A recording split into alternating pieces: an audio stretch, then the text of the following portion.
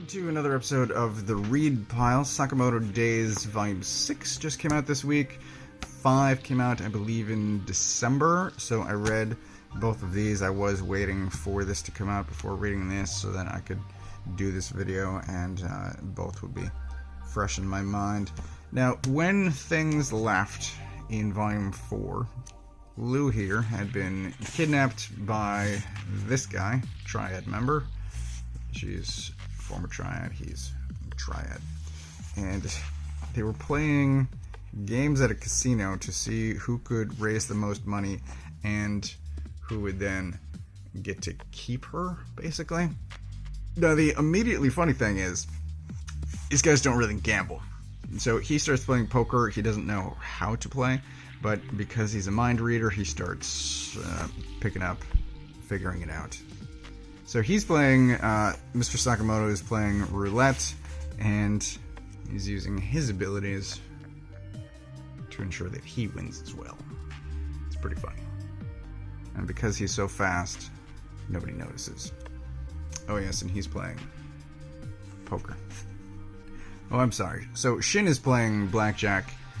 Wu-Tang here is playing poker. Anyway, it winds up a tie as far as the money goes, and they then start playing Old Maid to determine the winner, and that is hilarious. Shin, as I said, is a mind reader. When he starts trying to read the mind of this guy, it goes into what had been a funny scenario up until this point gets pretty serious, and he starts talking about the level of consciousness that he can read, which I found fascinating, and it will come back up. Shin tries to read his mind, sees that all of this is going on, and then short circuits his brain. So he's out of the game. This ultimately leads to the other Triad members that are standing around, sort of standing guard over this, getting fed up with this old maid attempt at a resolution, and they pull guns on the table. A fight breaks out, as you might expect, and Wu-Tang says that Mr. Sakamoto has won the contest. Now, what's funny here, too, is the very next chapter starts with Wu-Tang working at the convenience store. So he is giving some additional information about what he knows, sort of about the big bad who has put, ultimately, the hit out on Mr. Sakamoto. Additionally, he tells about these 4 serial killers who have been broken out of prison. And it's these 4. And then over this volume and the next, we see and we fight each of these guys. Actually, this one is a woman. I didn't realize that right away. I just thought he was an androgynous man, but that is cleavage. Anyway, each of them have unique styles of killing people. This guy rolls everything up into a ball. This guy uses thread, as we will see, to cut people apart. But yeah, they're pretty nasty pieces of business. So these 4 get hired by this guy that we've seen before, and they have tasks other than just taking out Sakamoto, but Sakamoto and crew are on their list. See here, this guy takes a tray of food and crumples it up into that ball. That's sort of his deal. So the first assassin that they show is her killing somebody she produces these spikes out of her body. And this is the second guy, his thread technique. There you go. That's what he does. And then he, weirdly, very strangely, arranges bodies. At the same time, there is a van, actually, of assassins driving around. This guy is amazing. We'll see him a few times. We'll see this guy as well. And, yeah, they're aware of the serial killers. They are on this mission to deal with them, and they pop up occasionally. So this old man kind of looks like he's asleep, but you see here there's a fly, and There's a yell. Everyone get down, because he pulls his sword and the whole top of the van separates. It's not the only time we're going to see that, but it is pretty spectacular. Mr. Sakamoto is in training with the gun guy. I can't remember his name, but he's been hanging around the convenience store as well. They fought him a couple of volumes ago. See there, he's catching bullets with chopsticks. Here is one of the serial killers. He's showing up at the convenience store. Shin is there. Shin and Lou. Shin realizes pretty quickly who he is, but he still gets attacked with an axe. Fight breaks out in the store, and the store gets pretty wrecked. So in the documents that the serial killers got, they classify some of the main characters. They say she's a C, he's a D, which he does not take well. But there is still a fight breaking out in this moment of comedy. Shin is the primary fighter in this fight, I guess. But he's having trouble reading the guy's mind. So he's kind of losing, he's kind of running, dodging, and the shop is getting wrecked in the process. Lou jumps in to help out, sets the guy on fire. Now Shin actually digs deep, finds a new level to his powers, just like Wu-Tang was talking about at the casino. Shin starts to be able to see the future, which isn't quite true, and it will be explained later, but he is then fast enough to put up more of a fight against the serial killer. What is being discussed here is the level of consciousness that Shin is able to read, just like Wu-Tang was talking about earlier. So at this point, Shin is reading the, I guess, unvocalized thoughts of the serial killer to figure out what moves he's going to make, and then he's reacting beforehand. And I don't think the timing quite works out with, but whatever, I'll allow it. Even if you are able to figure out what the person is about to do in a fraction of a second, you then still have to be able to process that and move your own body as a result. I don't know. But it is a new power, and it's manga, so it can't last long. And he overexerts himself, and gets trapped, and then Lou shows up. Lou continues the fight, and at this point they talk about her changing, about different stages of her previous drunkenness, and how much she has currently drunk.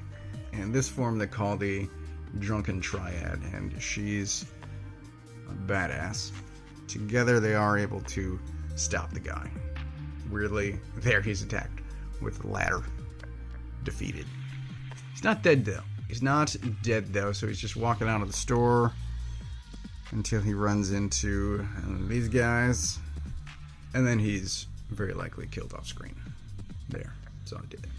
So at that point we jump to one of the other assassins. These are the ones that were in the van earlier, and also the other serial killer, and you can see there's spikes protruding out of her body.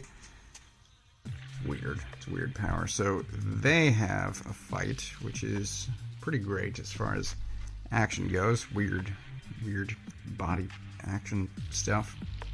And that's how this volume ends. So jumping over to volume 6. There was still a bunch of humor in this.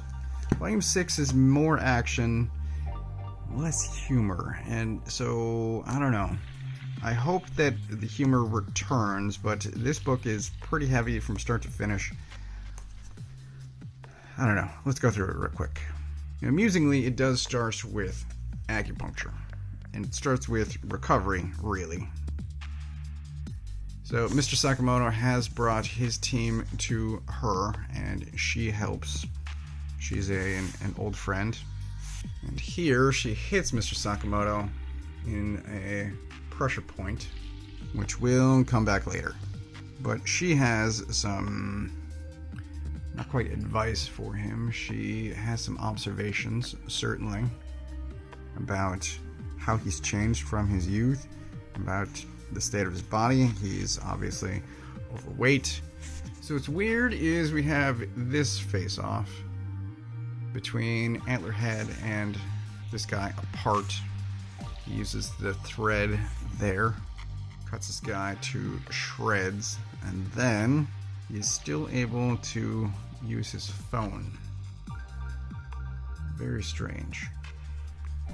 Very, very strange. We then have this serial killer. This is number 3, show up at the shop. This is Mr. Sakamoto's wife. He's not there at the time. He is still out getting acupuncture. You can see here he takes the cash register, rolls it up into a ball. She's like, what about the money? So a fight breaks out. She surprisingly breaks his arm. But she is not actually his wife. She was one of the other assassins in disguise. So it's another assassin versus serial killer fight, this time happening in the Sakamoto's convenience store. And he is, he's strange, but he's got this case, he's got this weapon. The sniper guy finds a part. He's looking, and he's at the top of, is this Tokyo Tower? I can't remember the name of this. They name it at some point. But he shoots him from afar, bounces all over the place. That is his talent. It hits him, except it gets stopped by the thread. And then there is a thread versus gunfight, which is weird to say out loud. This gun gets chopped up. Thankfully, Mr. Sakamoto was close, and then it's a Sakamoto versus thread fight. He talks about how light his body feels. Now, ordinarily what happened is, in previous volumes, when Mr. Sakamoto starts the fight, he does some action, and he changes into a thin version of himself. But we will see. He has some trouble with that this volume. So the fight back at the convenience store is still happening. It does ultimately end, however. And then his convenience store is once again just wrecked. Now, most of the rest of this volume is a fight between Mr. Sakamoto and the thread guy's name is Apart. And part of it is trying to win him over, but here he's talking about trying to lose weight and can't, and he eventually pieces it together that the old woman did something to him. And that does get explained. I'm probably not going to show it, but there is just, I mean, it's phenomenal art. Again, as I said, a thread versus sort of brute force and speed of Mr. Sakamoto. It's pretty spectacular. However, because so much of this is a fight, it's sort of life or death, that it doesn't have the same level of comedy that previous volumes had, and here it gets real serious, where it shows the backstory for Apart. The fight does end. Again, Apart is not dead, but he's getting dragged away, and when he wakes up, actually sitting around a table having tea. He's as surprised by this as the rest of us, but they do have a conversation, sort of about who hired them, but them being the serial killers, and what additional information they can get from him. Meanwhile, so this is the association, Japanese Association of Assassins, or JA, apparently. But while that's happening, these two show up at the association. This is X Slur. He is the main bad guy for the series. He's the one that put the hit out on Mr. Sakamoto way back when, and has been the root cause of all this that's happened ever since. So they show up and just start killing everyone inside the building. Again, pretty serious, not a lot of room for comedy. The old man shows up again. He's amazing. This volume ends with Mr. Sakamoto showing up to fight X, or Slur, and they have a brief conversation. He gets stabbed. Not good. And then the volume ends. So now I gotta wait at least another 2 months, I'm guessing, before I get to volume 7 and see what happens next. But I really want to know what happens. I really want the series to be funny again. I enjoy the story.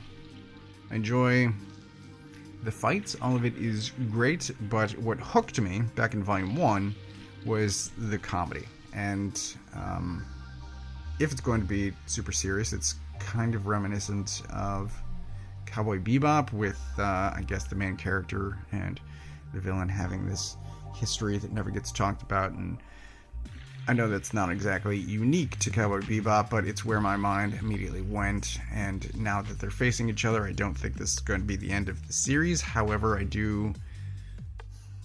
think they will split apart, and then Sakamoto will go off and train, and then fight a bunch of other people, and then they'll fight again. But I'd really like to get back to the comedy aspect. I mean, Volume 4 ended with everyone at a casino trying to see who wins the most money in order to see who gets to keep one of the characters. It's just bizarre scenarios, and now it's very heavy fight and death and blood, and I don't know. I'm still gonna read, but I guess we'll see how the next volume turns out and whether or not I'm still interested in the series. But it has, in my opinion, taken a turn, and while I still find it enjoyable, it's not as much as I used to.